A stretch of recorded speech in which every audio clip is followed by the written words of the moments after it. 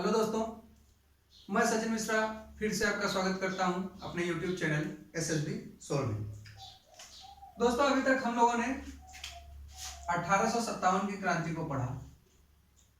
1857 की क्रांति के कारण क्या थे, परिणाम क्या हुए, कहां कहां पे किस किसने नेतृत्व किया। अब अगला टॉपिक हम लोग पढ़ेंगे ब्रिटिश शासन के विरुद्ध प्रारंभिक जन विद्रोह। कौन कौन सा जन विद्रोह हुआ, क्या कारण थे, उसके परिणाम क्या हुए, अंग्रेजों ने उसको किस तरह से हैंडल किया, ये सब जानकारियां हम देखेंगे। देखिए, जन विद्रोह के बारे में बात करें तो अंग्रेजों से पूरे भारत की जनता हर जगह त्रस्त हो चुकी थी। कहीं पे राजा त्रस्त थे, कहीं पे किसान, कहीं पे सिपाही, सब लोग पूरी तरह से अंग्रेजों से नाराज बैठे थे। उसी में कहीं कहीं अंग्रेजों ने लोगों को परेशान किया और जिसका परिणाम जन विद्रोह के रूप में सामने आया। ज्यादातर जन विद्रोह आदिवासी क्षेत्रों में हुए। जन विद्रोह की बात करें तो पहला जन विद्रोह आता है सन्यासी विद्रोह।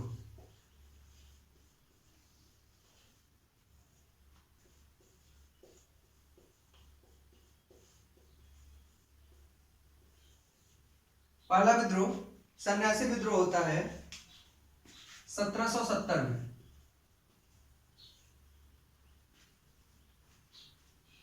हुआ क्या कि 1770 में बंगाल में भयंकर अकाल पड़ा और इस अकाल की वजह से बंगाल की जो जनता थी वो कष्टों से गिर गई और जनता में भारी अराजकता फैल गई। इसी बीच अंग्रेजों ने तीर्थस्थलों की यात्रा करने वाले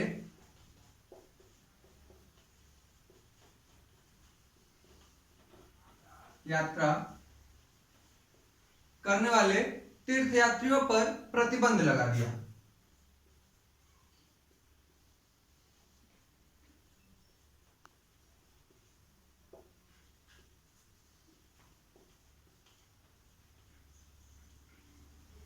इससे हुआ क्या कि जो सन्यासी थे वो पूरी तरह से अंग्रेजों के ऊपर भड़क गए और उन्होंने विद्रोह कर दिया। ये जो सन्यासी थे ये हिंदू, नागा और गिरी के सन्यासी थे जो शस्त्रों से लैस थे। कैसे थे? इनके पास शस्त्र थे।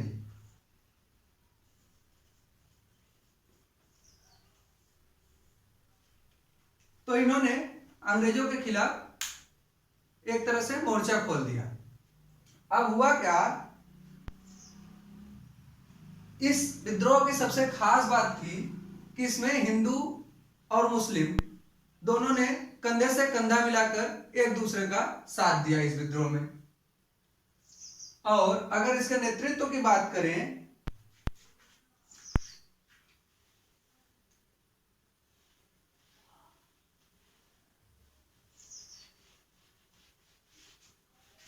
इसके नेतृत्व करने वालों की बात करें तो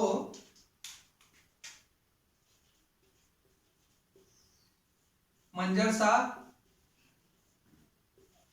मूसा शाह, भवानी पाठक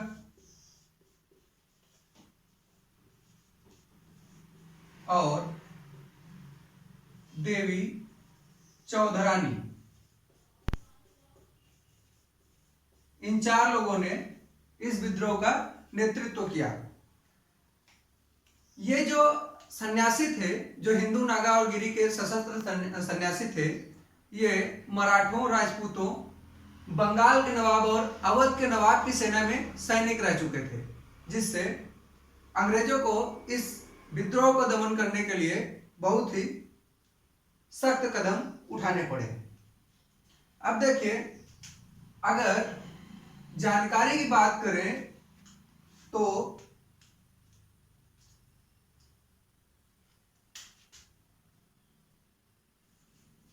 आनंद मठ, आनंद मठ बहुत ही फेमस उपन्यास है।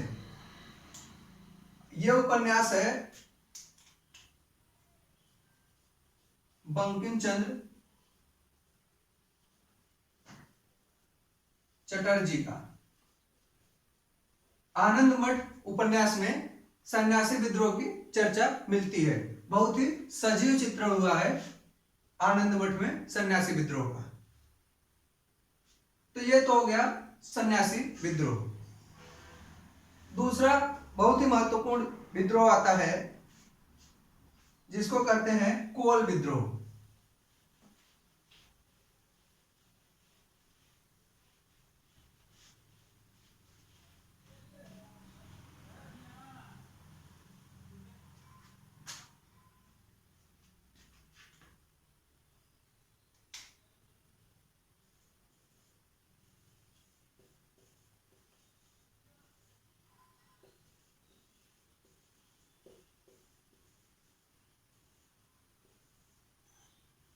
कोल विद्रोह। अब कोल विद्रोह की बात करें तो ये झारखंड के छोटा नागपुर क्षेत्र में हुआ। झारखंड के छोटा नागपुर क्षेत्र में हुआ और इसका नेतृत्व करने वाले बुद्धो भगत ने इसका नेतृत्व किया। और इस विद्रोह के कारण की बात करें तो जो राजस्व था उसको अंग्रेजों ने 35% बढ़ा दिया। कितना? 35% बढ़ा दिया। और दूसरा कारण जो मेन था वो ये था कि जो वहां के कोल थे, जो निवासी थे, उनको कोल कहा जाता था। उन कोलों की जमीन को उनके मुखिया जो मुंडा थे, कोलों के मुखिया थे मुंडा,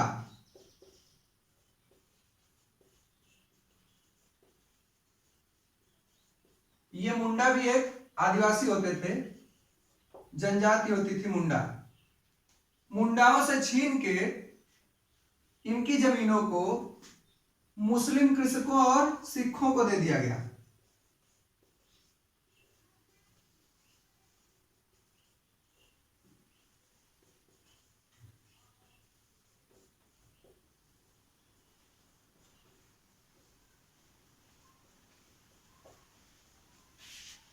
इसी कारण ये कोल विद्रोह अस्तित्व में आया। तो हुआ कहां? झारखंड के छोटा नागपुर में। नेतृत्व किसने किया? बुद्धो भगत ने। किस जनजाति ने या आदिवासियों ने किसने किया? कोलों ने, जो छोटा नागपुर के रहने वाले थे। कारण, एक कारण कि कोलों की जमीन को मुंडाओं से छीनकर मुस्लिम कृषक और सिख कृषक को देना। दूसरा, भू राजस्व को 35% बढ़ा देना। तो ये तो हो गया कारण। अब तीसरे की बात करेंगे।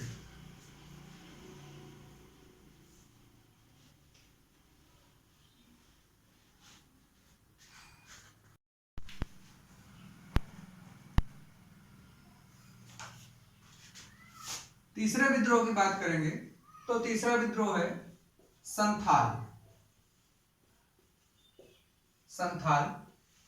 विद्रोह, या इसको हूल विद्रोह भी कहते हैं। क्या? हूल विद्रोह।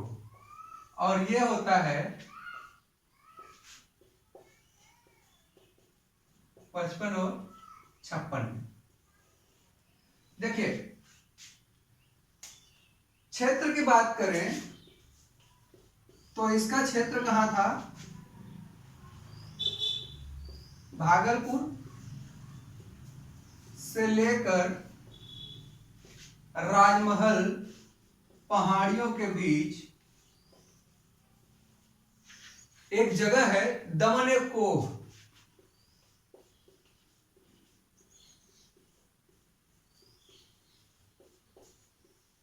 यहीं पर यह विद्रोह होता है।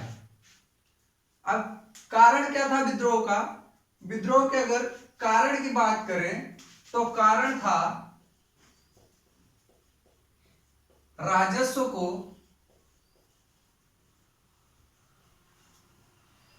50 से 500% तक वसूला जाना।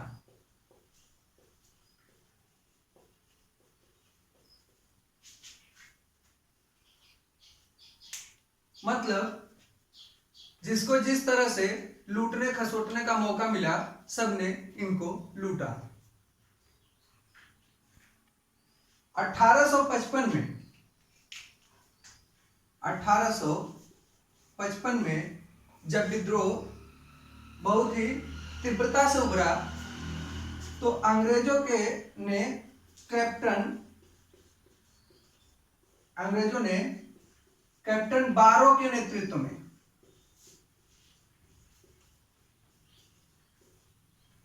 एक सेना भेजी संथालों के इस विद्रोह को दमन करने के लिए। लेकिन हुआ क्या, संथालों ने इस विद्रोह की तीव्रता को बनाए रखा और अंग्रेजों को हरा दिया। पुनः 1856 में एक बहुत ही विशाल सेना पहुंची और इस विद्रोह को बुरी तरीके से कुचल दिया गया।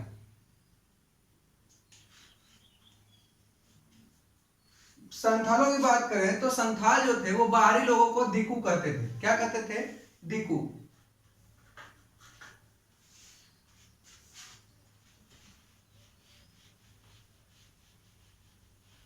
संथाल बाहरी लोगों को दिकू कहते थे। दिकू मतलब बाहरी लोग जो उनकी जमीनों पर कब्जा करने के उद्देश्य से आए थे, जिसमें अंग्रेज और जमींदार, साहूकार ये सब शामिल थे। जमींदारों और साहूकारों ने क्या किया, उनको धन दिया, कर्जे में धन दिया और उनसे 50 से 500 गुना ज्यादा वसूल किया। मतलब एक बार उन्होंने धन दे दिया तो वो धन कभी वो चुका ही नहीं पाते थे। मजबूरी में उनको बेगारी करनी पड़ती थी अंग्रेजों और जमींदारों के यहाँ। उनकी स्त्रियों को, उनकी बहन बेटियों को इनके यहाँ जाके काम करना पड़ता था। तो इससे उनके बीच क्रोध पनपा और इस विद्रोह ने चिंगारी पकड़ ली। तो इस विद्रोह को भी 1856 में बुरी तरीके से कुचल दिया गया।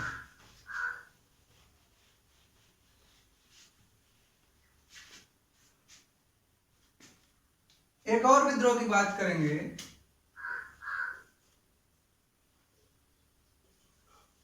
खासी विद्रोह।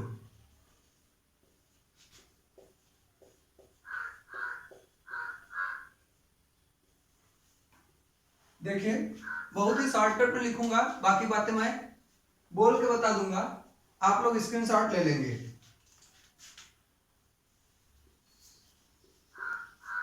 स्थान या क्षेत्र की बात करें तो ये मेघालय में गारो, खासी और जयंतिया पहाड़ियां हैं। गारो, खासी और जयंतिया पहाड़ियां हैं। इन्हीं पहाड़ियों में यह विद्रोह पनपा। अंग्रेजों ने गारो और जयंतिया पर अधिकार कर लिया। गारो और जयंतिया पर अंग्रेजों का अधिकार हो गया। अब हुआ क्या,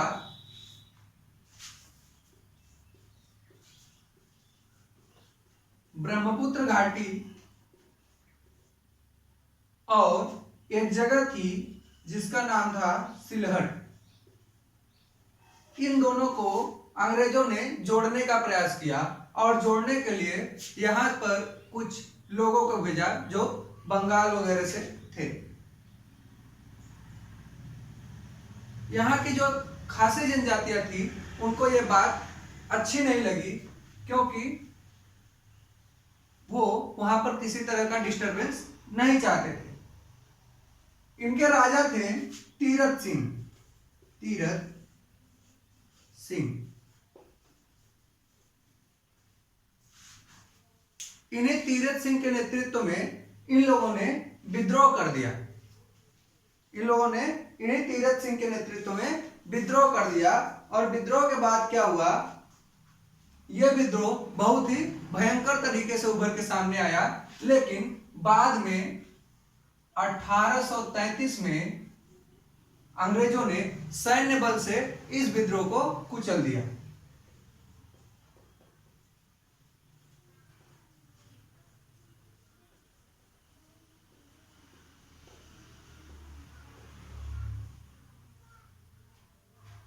सैन्य बल से इस विद्रोह को कुचल दिया गया। इसके बाद अहोम विद्रोह की बात करेंगे।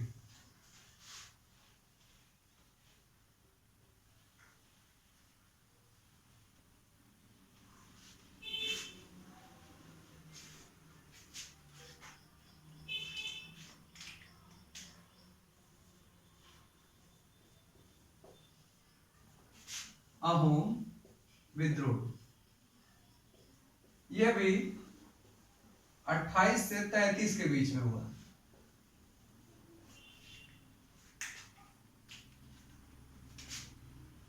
स्थान असम। नेतृत्व की बात करें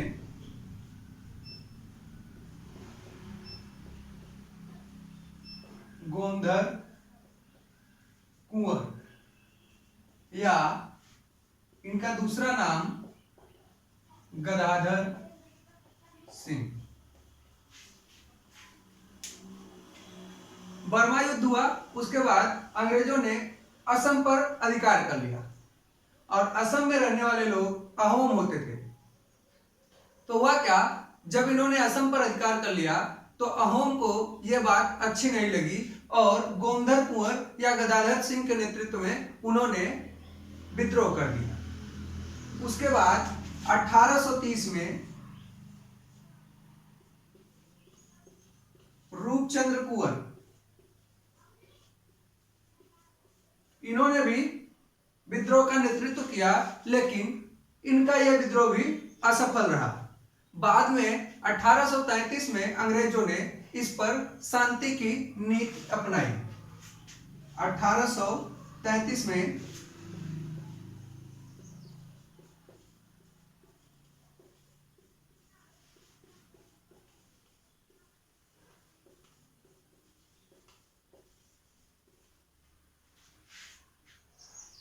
अंग्रेजों ने इस पर शांति की नीति अपनाई और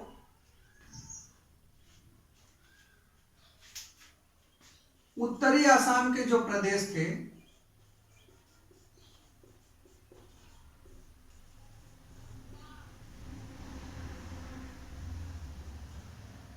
उत्तरी आसाम के जो प्रदेश थे, इसको उस समय के शासक पुरंदर सिंह को सौंप दिए। पुरंदर सिंह को सौंप दिया और इस तरह से यह विद्रोह भी समाप्त हो गया। तो देखिए, आज हमने कौन कौन से विद्रोह पढ़े। आज हमने पढ़ा सन्यासी विद्रोह, अहोम विद्रोह, संथाल विद्रोह, कोल विद्रोह और खासी विद्रोह। अभी बहुत सारे ऐसे विद्रोह हैं जो बाकी हैं और जिनको पढ़ना बहुत ही महत्वपूर्ण है, जिसमें कूका विद्रोह, पागलपंथी विद्रोह, फराइजी विद्रोह, रंपा विद्रोह। रंपा विद्रोह रंपा विद्रोह की बात करें तो रंपा विद्रोह आंध्र प्रदेश के गोदावरी नदी के पास में हुआ, रंपा पहाड़ी के पास, जिस पर आप लोगों की RRR मूवी बनी है, RRR। और इसके नायकों की बात करें तो नायक थे अल्लूरी सीताराम राजू। इसके बारे में हम लोग कल विस्तार से बात करेंगे। तो देखिए, हमने आज पढ़ा प्रारंभिक विद्रोह, 1857 की क्रांति। अभी तक हमने क्या क्या पढ़ा? पहला, यूरोपियों का आगमन,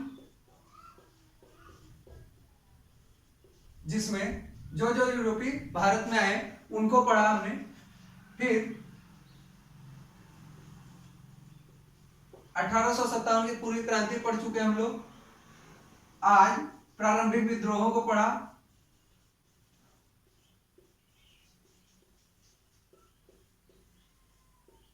ठीक है, आगे 1-2 दिन ये लेक्चर और चलेगा विद्रोह के बारे में। देखिए, ये क्लास जो है हिस्ट्री की, ये आपके एनडीए के लिए, जिसमें 10 क्वेश्चन पूछे जाते हैं।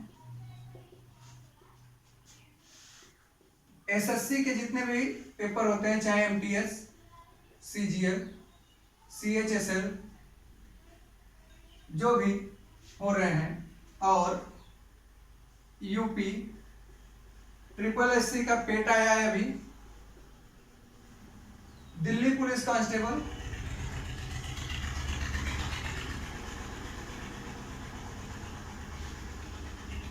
यूपी पुलिस के जितने भी पेपर होते हैं,